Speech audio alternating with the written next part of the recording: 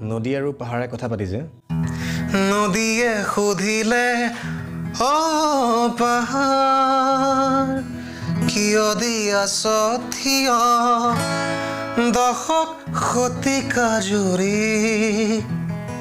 নালাগেনে তোৰ ভাগৰ দেখিছনে তই সাগৰ পাহাৰে বোলে নদী নকৰিবি উপহাস বুকুত বান্ধি ৰাখো মই কত যুগৰ ইতিহাস বতাহে আছিলে শুনি মিচিকিয়া হাঁহি মাৰি লাহেকৈ বৈ গ'ল কানে কানে কৈ গ'ল